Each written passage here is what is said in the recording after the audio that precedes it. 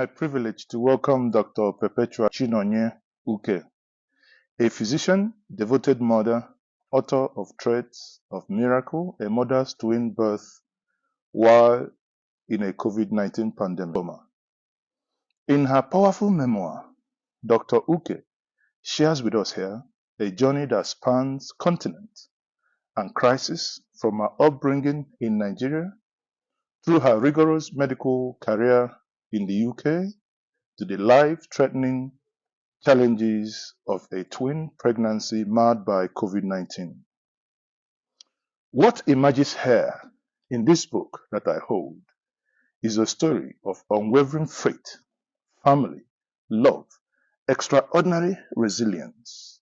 As we sit down here for this conversation, we will explore the inspirations behind the writings in this book, the role of faith in her survival, and how the miracle of twins transformed her understanding of hope and medicine. Here with me this afternoon is Dr. Perpetual Uke. Thank you, Mazio. It's okay.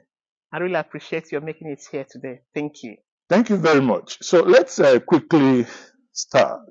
What inspired this book? Why did you choose, after undergoing everything that you went through, you were pregnant during the pandemic and you contacted COVID to a point that everybody thought, because there was no cure. Correct. At that point, everybody thought that's the end. The twins were evacuated from your tummy through cesarean. You didn't know you were in coma. Correct. And when you woke up, you thought, someone probably has eaten your twins and, So what inspired you to actually put this book together? Now, prior 2020, there wasn't anything in my thoughts of writing a book. Yeah. However, following my ordeal, I kept putting things down because sometimes I get overwhelmed with thoughts. Could this have happened to me in the first place, and why me? Mm-hmm. Why in the first place was I pregnant? Why should I go through this ordeal? Why did we have the COVID-19 pandemic when I had this pregnancy? So there were a lot of questions that came to my mind. And the thoughts of what I went through, I kept putting things down because I feel better when I put things down, when I jot them down, when I type them through. And going through that really helped me. And I remember that this is one of the things I picked up in a counseling when I was still traumatized. One of the counselors did tell me sometimes writing those things down the way you feel might be a way to heal. And I realized that the first time I put things down, one of those vivid dreams I had, I then shared it with my husband, and it was good. I felt good. And I've realized that every journey that we've gone through, the other time I put something extensive down was when Sochika Palmer had her cardiac surgery. When I was waiting, I was typing away in the waiting room. And over the years, I realized I've captured quite a lot of things. And the day, one of the team that come to the house privately to look at the kids, oh, Pep, you've already written quite a lot of things. It might be worth putting this down into a book. And that was when I started thinking of putting those down into a book. Let me, because going through this book, honestly, I can see the reason why you titled it The Threats of Miracle, COVID Coma to Twin Birth. Now, you started this book with your life from Nigeria. Correct. Can I ask you, can you walk us through your childhood? Was your childhood that of miracle and faith? Let's just a glimpse into the past. So my childhood was another thing that I always cherish because of probably my wonderful parents that imbibed into me the value of faith and at the same time the value of hard work. And that had carried me through.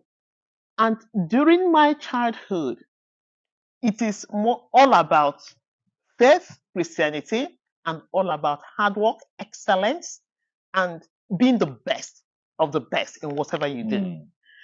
And that transpired throughout my primary school, secondary school, and my desire to touch human life, my desire to make an impact in people's life, because I saw how my parents did impact on a lot of people. And that was the reason, even when they died so early, you can never go down the street of the locality where we live.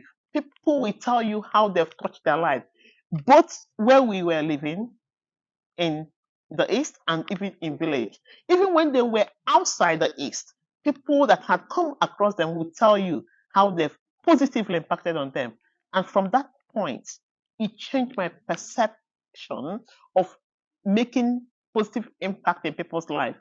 And that has then led to my journey into medicine. Yeah. Now, in medical school, even though that medical school, where did you study?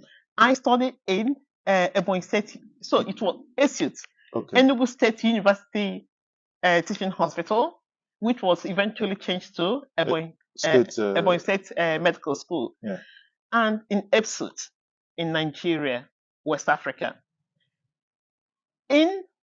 Throughout that 7 years in the university, anybody that you can ask about PEP, I don't joke with my studies, so my faith. So you in school you were referred to maybe as the bookworm.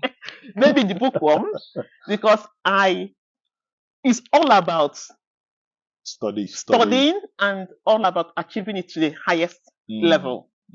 Because I remember as a child coming home telling my mom I had second or third position. The people that had first, did they have two heads? Is that what your mom would say? That's mainly my dad. Okay. He doesn't accept anything that is not anything that he has. Second thought going forward. The person that had first position doesn't have two heads. And they didn't pay. The parent didn't pay a lesser school fees than they did. So why should you come home with a second position? So that had driven my career and my life.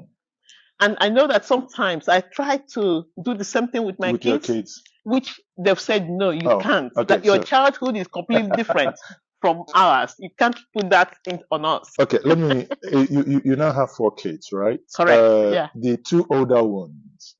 Nnamdi and Chisimdi. Do you think they will be studying medicine as well? Nnamdi and Chisimdi, they've said, Mom, your life is all about hard work. Yeah, but they had wanted, but looking at what I had gone through in my training, they said, Mom, since we knew you, it was one exam to another, and you were telling us at that time, no, it's because I'm going through training. And they said, okay, when you become a specialist registrar, get better. Specialist registrar for 5 years, you were still taking one exam. But I did tell them, yes, you've got to put those in until you become a consultant. And they were looking forward to 2019, becoming a consultant and relaxing. Everything would. But Mommy, you're still keeping late nights. Even before the twins arrived. So that was the time they said, but Mom, you said you're going to become a consultant. That things get better. Yeah. And somebody like Chisimdi was very clear, not just being reading medicine, that she wanted to be a dermatologist or a rheumatologist. Very clear, vivid, and succinct. Unfortunately. So let's put it together. So you basically, you've scared your children from studying medicine. Because of your hectic lifestyle. Probably, but I'm trying to reassure them that they were born here. I've journeyed from Nigeria to here. It's not going to be the same. And they don't have, as you know, in our, with our culture, you're not just looking after yourself and your immediate family. Okay. So I think their lifestyle will not be the same like ours. So you grew up in Enugu. Correct. You studied in Ebonyi and Enugu, basically. Correct. I was born in Enugu. Yes. In 30 seconds, how was life in Enugu? then, if you think back, and maybe when you visit now compared to what you have now? So, as during that period in Enugu, it's all about, again, work. My fellowship, I was a member of upper room ministries Mm-hmm. from the age of 12. Okay. The Catholic It's Catholic charismatic. charismatic renewal, Okay. but also mainly at upper room where my humble beginning. Oh, is that where this staunch faith comes from? Exactly. Hmm. My spiritual director, God bless him, and may his soul rest in peace, Father Stephen Uke, Mm-hmm. who at a very early age said, "Pep," because when I became born again in my JS2, I was something that I want to do. I'm somewhat an extremist. I wanted to do it to the end. And I started reading the Bible. And I felt that Catholic Church is somewhat behind, that I was like a vibrant. You needed a firebrand. A firebrand. But coming in contact with Father Stephen Uchenjoku, who was an epitome of word of God, and seeing him in Catholic Church, that made me to have a rethink. Okay. And got my faith also, going forward. And that also made me to utilize my childhood appropriately to get into what I wanted to read, despite the challenges. Because after a year of my becoming born again, I lost my parents. Okay. But I had a wonderful sister, a great mentor, Sister Charity, Ejike Niofodele, who was there to guide 6 of us. That's your other biological elder sister. Correct. Okay. And when I got into, that was the time I then took my exams, got into medical school. And even with the little money we had, herself and my the other sister, Sister Maria, and Imoke Niofodele, also said, we will support you. We will do everything. And it was a very Herculean task. It was a very difficult task. Yeah. But they were able to get my feet into medical school. Okay. So let me digress a little bit and come back to this book. How did you feel almost in your mid-40s finding out that you were pregnant? Not only that you were pregnant with twins. That is something that took us about 3 months to comprehend. Remember, I've had Nnamdi and Chisendi, who were at that stage 12 and 11, 10, going to 11, because that was in August. So August, after having Chisendi 10 years, I don't know if you know about intrauterine device. So I did use that for 10 years. And removing my IUD in August, that was meant to be reinserted, but DP wanted to do, few tests, and we then rescheduled it. But because of my busy schedule, that was then from August. I then went back to have it reinserted in October, and that was a surprise indeed. It was. But you embraced it. It wasn't an easy task. It wasn't very easy. I must be honest. Thoughts of, do we get rid of this pregnancy? Pregnancy came on. I knew that my Chisemde had always wanted a younger sibling, but that was very when she was young. So we've gone beyond that. But again, the trauma that we went through, it was a feeling mixed with mixed feelings.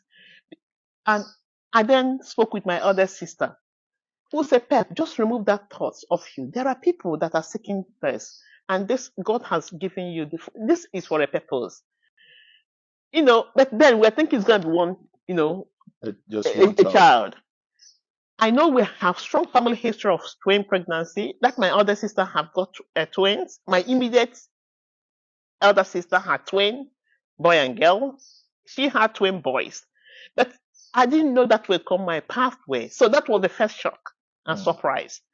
And coming over it, the second shock was during my dating scan.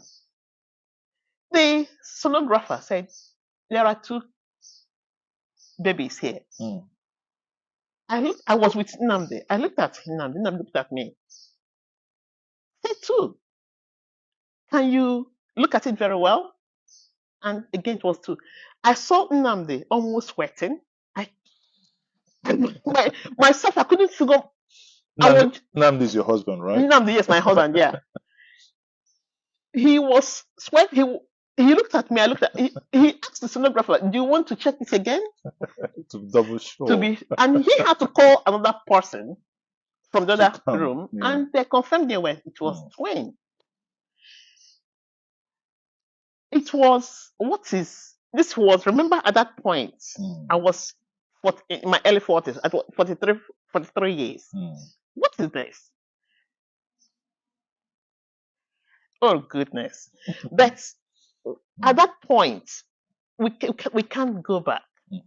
And that was the news. I then came back home. It took us 2 weeks. We couldn't even tell our older kids. It took us 2 weeks to tell them.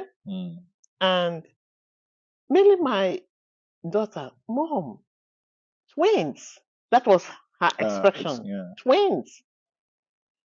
At a point, they were happy that, oh, we're going to have a younger sibling, twin. At that point, she decided a name for them. She said, oh, they're going to be Michelle and Michael. Wow. But for I and Nnamdi, we had a lot of things going through our mind. We just relocated from Manchester to Birmingham. Our kids were yet to settle down very well. We are also settling in. We had plans of what we need to, but we had to, with having great and nice people. And that's why whatever you're going through in your life, having people that will bring in positive thoughts around you are very important, because when your own strength dries up, when your hope gets lost, those positive people can help you navigate things beyond where your strength ends. Wow. In this book, you talked about the pandemic. You were, at that point, a frontline medical doctor. Even when airports were being shut down everywhere, across the world, travel ban, your husband was almost trapped in Nigeria. He was lucky to have used the last flight. Correct. To leave Nigeria and back to UK.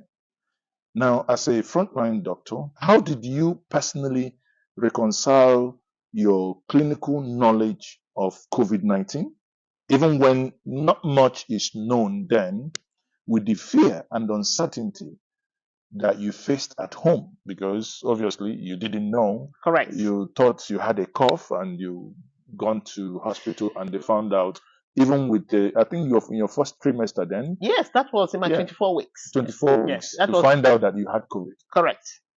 So, if I should unpack this question, I will unpack it in two folds.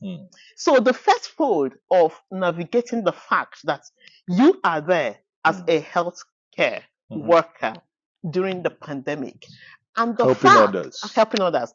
And the other part of this question is looking at you as what you're going through and the miracle and the faith, FATE, that comes with Matthew using the last flight from Nigeria home. So I have been a very empathetic doctor looking after people, but I must say that what went through during the pandemic has changed my perspective of caring for my patients. During that time, it was so difficult in the sense that I have duty of care for my patients, but at the same time, I am a patient myself. Being pregnant and looking at myself at a high risk, because you're pregnant, twin pregnancy at your age. So if you look at it in that perspective, I was looking after my patient. I remember I had already been risk assessed at that stage and been informed you shouldn't be working you have to be working from home. But prior to that risk assessment, I am very conscious. I've been very conscious the way I communicate with people. Because if you remember, the pandemic started from China. Yeah. There was that false sense of security that I am in Britain. In Britain, you didn't. There wasn't this pandemic. And if this comes around our shores, we manage it better. But far from the truth. Yeah. You thought we were better than the Chinese. I did think so. But I think I give it to them. I would say, on hindsight, I didn't think we were that prepared. The way I had thought prior to my being struck. So what really happened?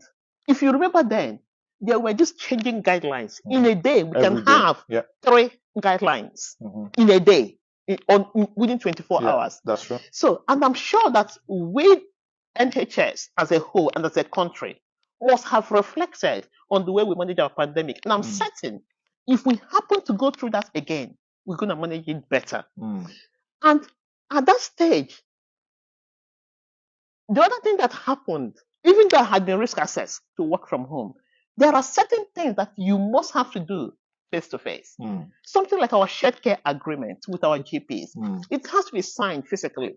So I had to go, and the moment I went in was just to sign. So that was just to sign. That's how you contracted the COVID. Correct. Just going in to sign.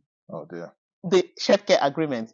But again, that was a few days to my going and having my flu jab. Yeah. And doing this dating scan, a conceptual pregnancy. In trying to share the story with my secretary, God bless her, Indy. She was excited and hugged me. We jubilated. Oh, and she was well. But she had the COVID. She was well when we did that. COVID. She then went home and became symptomatic of COVID. So that hug was it? That hug was it. Then when she got home, that night she went to emergency department and she was confirmed some lung changes. And this is one thing that we got wrong. To get her fully tested and having the results till today, that didn't happen. So she then called me and said, Pep, you have to check out yourself because I've been confirmed to have COVID. I said, no, I'm well. That's nothing was happening to me at that stage. Not up to 24 hours, I became symptomatic. But I was in denial. I said, no, this is likely my flu vaccine. But I've had flu vaccine since 2006. I never had fever. I've never felt that way. But I kept denying that. But within me, I was really scared of the worst.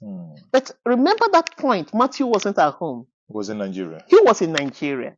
And I was just with Nnamdi and Chisemde. So I was hiding that my fear of them. They kept asking me, Mommy, you need to test yourself. This is like, are you sure this is not COVID? You've had flu vaccine. Now, I called my group director, Rachel Clark. God bless her. She said, Pep, you might have to call the ambulance. The same day was when Matthew's flight was cancelled. So, because Matthew then started planning to get home. Quickly. To leave Nigeria. But the flights that we booked, again, there was a mess up with the date. And the date it was then booked, if Matthew would have to wait the next day, he would have been locked. He would have been locked down in Nigeria. And now begin to look at where faith and faith came in. And that is one of my chapters in COVID Coma to twin birth.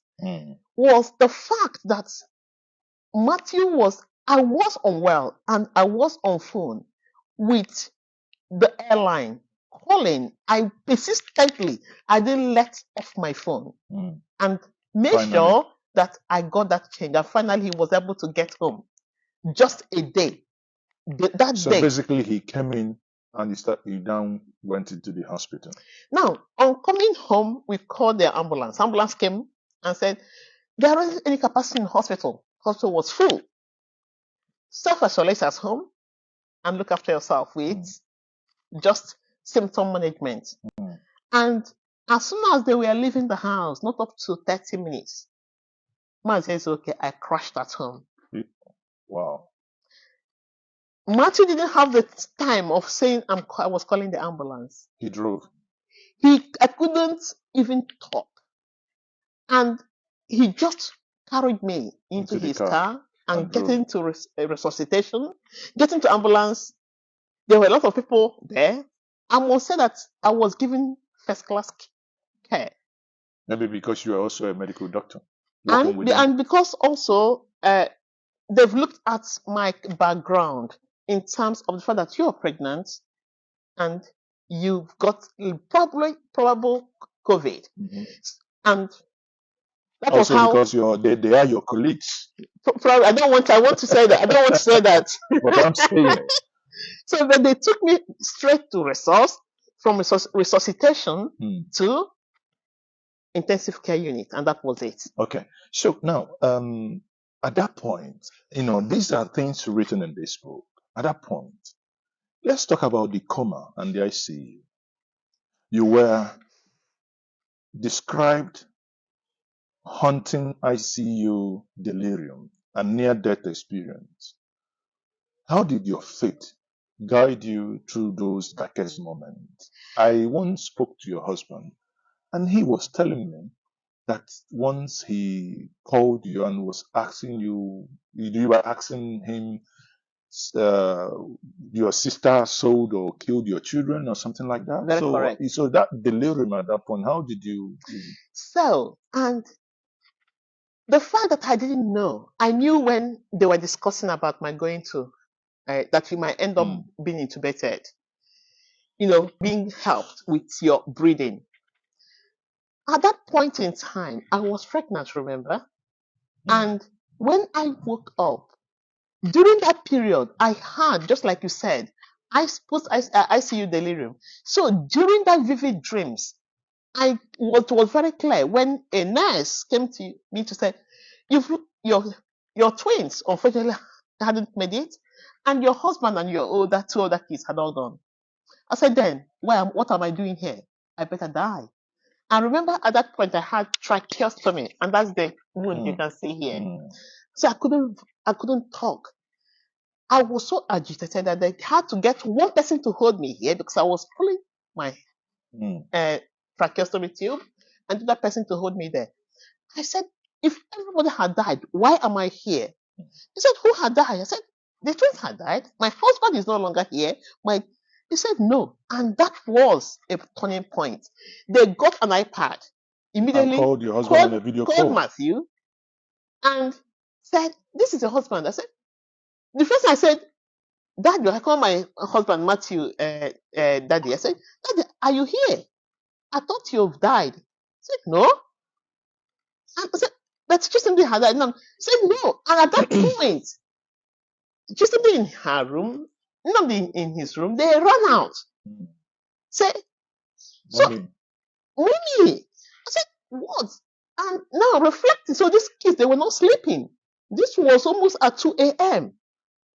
So that means the moment they had your voice, having left that house for many days, they never heard from you in the ICU. That video call was a turnaround. Yes. It was, but remember, I thought they were doing that to calm me down. And that made me understand why they said that doctors, nurses are the worst patients. I felt that they were all doing those. Scamming you. That's the word, scam.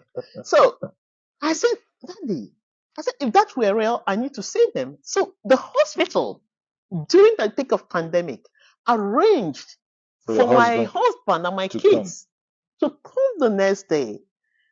With how bad they breaking COVID protocol.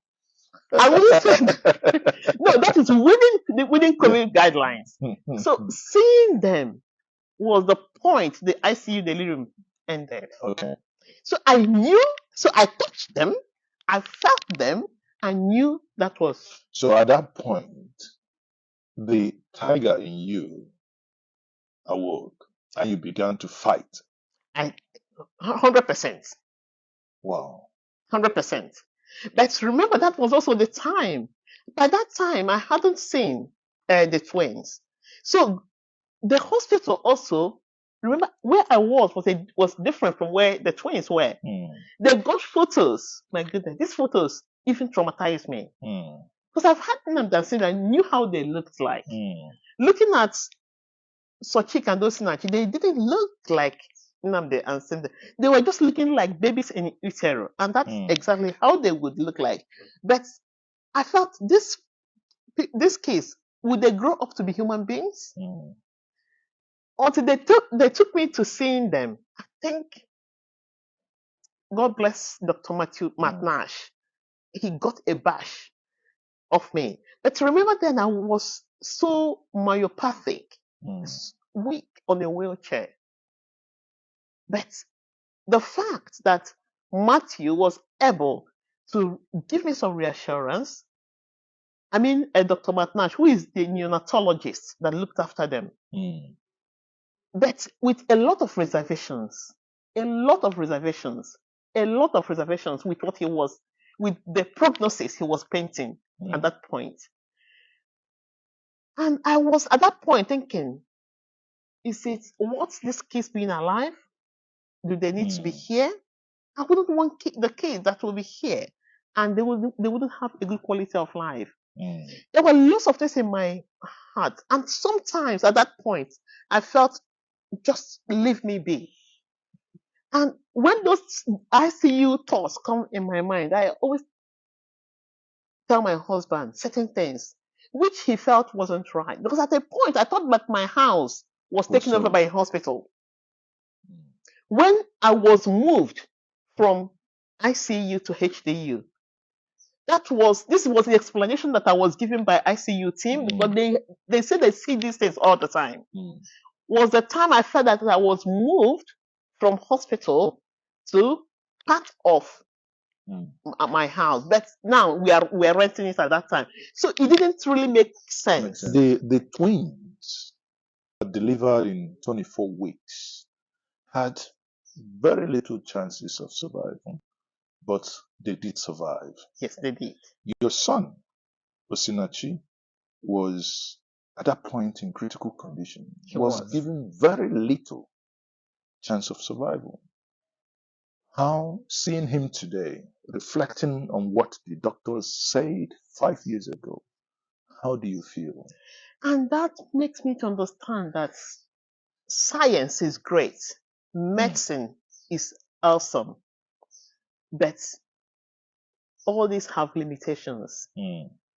We say what we know with respect to what science and clinical trials have shown us, but there is always a part of it that we don't fully know.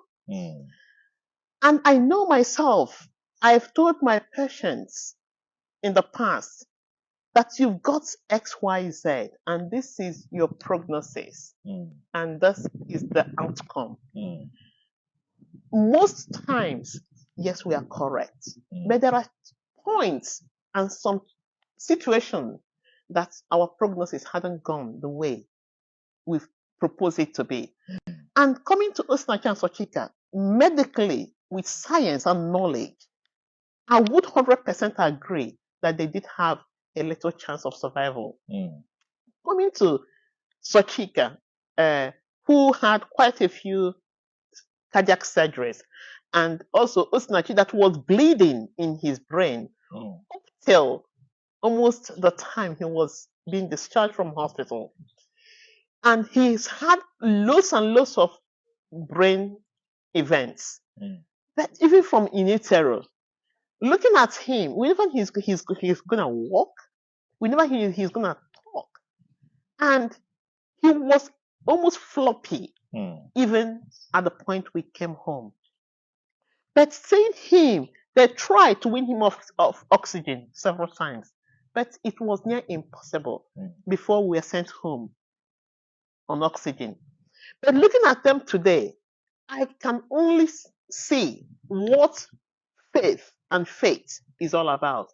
It is all about that slim chance of having and putting your hope on that is above you. Because we believe in science and we 100%, everything that we need to do medically, we did it. And everything that we need to do spiritually and with our faith, we did it. And that has been my mantra throughout my lifetime. Even when I always tell my kids, when I was in school, I was doing my faith, my spirituality to the end, and my hard work is the end, because both of them must go hand in hand to get the best results. Well, now, wrapping up now, I would want to say the twins are doing well. I've been playing with Osinachi and, and the sibling here.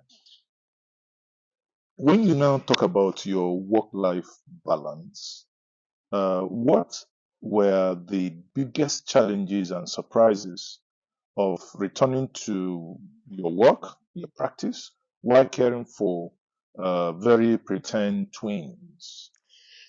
Yeah, because Pep is a workaholic. Pep, I believe, doing it to the end. I returned to work full time because I felt having Osinachi and Socheka should not deter me from what my duty of care to my patients. Maybe because then I had my other sister who was here helping me, and we also had a living nanny who was supporting us. But at the point my sister went home and my living nanny, who is a matron, very experienced, had to start looking after her own grandchild. When I lost them, I realized that it is very impossible going back to work full time. And before going back to work, it wasn't easy after being off for quite a very long time. And that's where I appreciate my trust, Sandwell and West Birmingham NHS Trust, that supported me with a phased return. And more so, they were able to acknowledge not just your maternity leave, but the fact that your kids were born 3 months early. Pep, those were the time these kids were meant to be in your womb. We have to give it back to you as a compassionate leave. Wow. And that was also paid during that period. So I really appreciate the support they gave me, and more so to my great colleagues that were there looking after my patients when I was off for quite a while.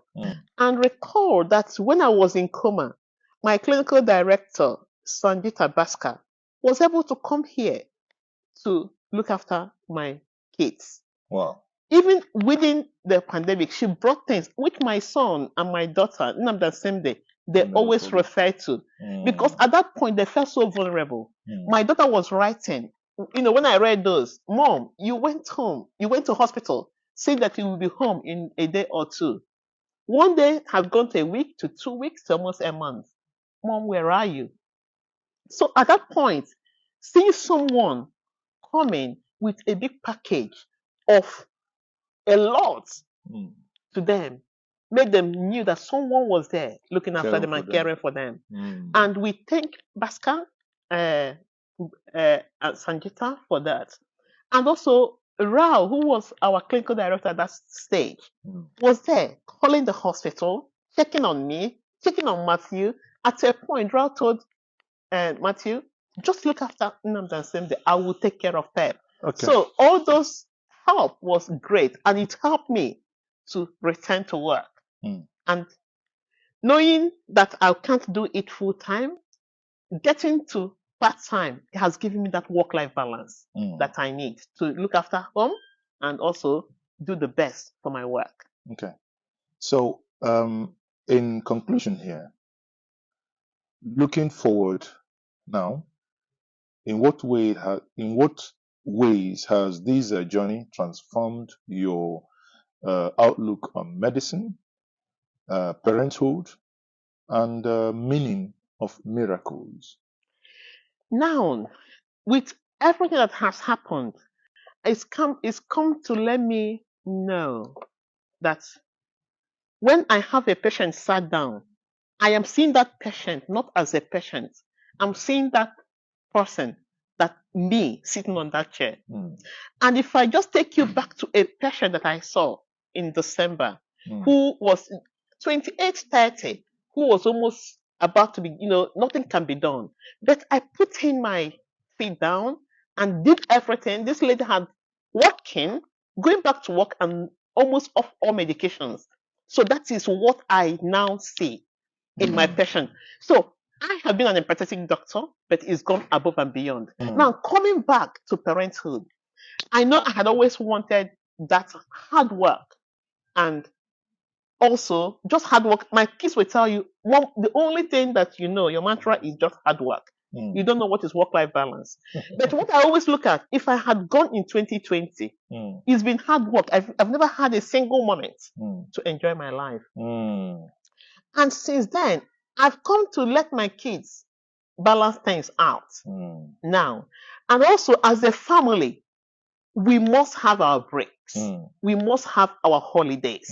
We must have a moment of relaxing whilst we work. Although sometimes I still find it difficult to appreciate that it has to happen. But I've come to do that. And it's now part of our schedule. And now coming back to the fact that I've done all this, I just felt that it is a time to let the world know the first 5 years. Sometimes when my colleagues ask me, oh, how old are you? I'm 5 years old. I am just as the same age as Osinachi and Sochika. Because that's the second life. Yes. And seeing that, and that's why I felt having this ordeal in a book would help me to let people be part of my journey. And people that had contributed, people like you that were there when I was in Coma supporting Matthew, would know the beginning and where we are, like an update. I know some of my friends that call me, how is Osinachi, how is Ochega? They will use this opportunity to know where they are today. And hopefully, as we launch COVID Coma to twin birth, Choice of Miracles, people will come to appreciate that when you are in a dungeon in your life, don't give up hope. Okay. That's little strength. Hold on to that and on to those great positive people around you to get out of that dungeon. Okay. So now here, this book will be launched on the 19th of July. On 19th of July. Correct. Where? In Birmingham, right? In Birmingham at Edgbaston Park Hotel.